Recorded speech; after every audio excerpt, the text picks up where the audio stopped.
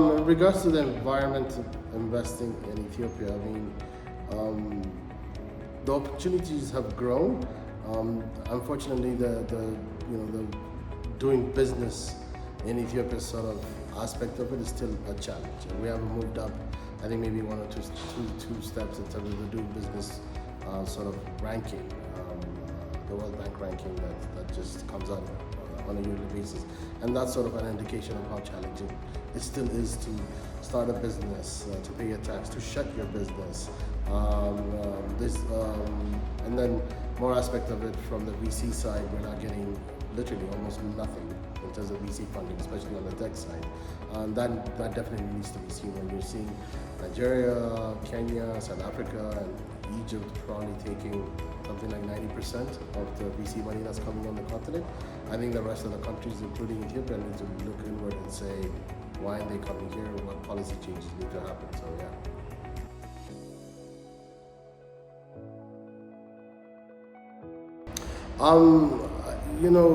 The attention when it comes to Ethiopia is it's mostly around the telecom space, and because Safaricom is there, and also because the anticipation of the financial services sector opening up, I think that's got a lot of traction in regards to the opportunity in Ethiopia.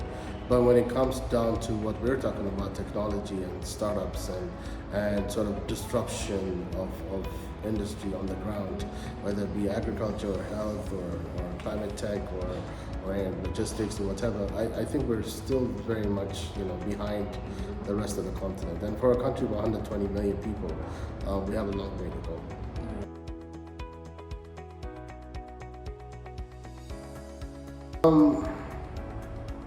So I mean, with technology and with entrepreneurship, and especially in this sort of space, it has to grow organically, right? You can't force someone to solve a problem that they don't see, right? So at the end of the day, every business, especially on the technology side, is about disrupting the way things are done now, or making it easier to get those things done now. The biggest challenge in Ethiopia, obviously, before was the infrastructure side, right? So if you don't have infrastructure, you only have one internet service provider, and the internet was getting shut down, here and there. Those were major challenges before. And then another one was obviously the payment side of things. So being able to order a product or a service and being able to pay for it using your phone or your computer. That wasn't available a couple of years ago. That's available now. So that's the positive side. The negative side is the policy around investment in FDI in Ethiopia. And we have a startup act or a startup strategy that's been in play for quite some time, but hasn't been implemented. And unless that's done, we're not going to get anywhere. So if you look at it, the journey of a startup, right? The journey of a startup is like investing in basically pre-kindergarten children, right? That's how I look at a startup, right? It's a young baby that's just 3-4 years old, and you think, okay, maybe this baby has a chance to, so you pay for his kindergarten and maybe all the way up to like 5th or 6th grade. That's sort of your angel or seed investor or pre-seed, right? Who else is there to take that on? So you're looking at that investment at anywhere between $5,000 to $15,000, maximum maybe $30,000, $40,000, because nobody's going to put any more money in a brand new idea with a bunch of young kids, So that's where the sort of the cap is. Unless angels or VCs come in at that stage and put the $50,000 to $200,000 investment, you're not going to see any scale, right? So you've invested, there's an MVP in play, there's a strategy in play. Okay, now put the $50,000 to $200,000 to seed scale, to actually go into the market. That is not available in Ethiopia because the Ethiopian law does not allow foreigners to invest less than $150,000 per investment.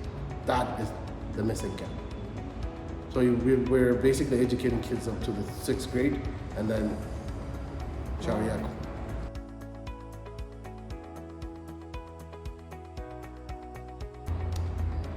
One is what I just mentioned, which is the problem.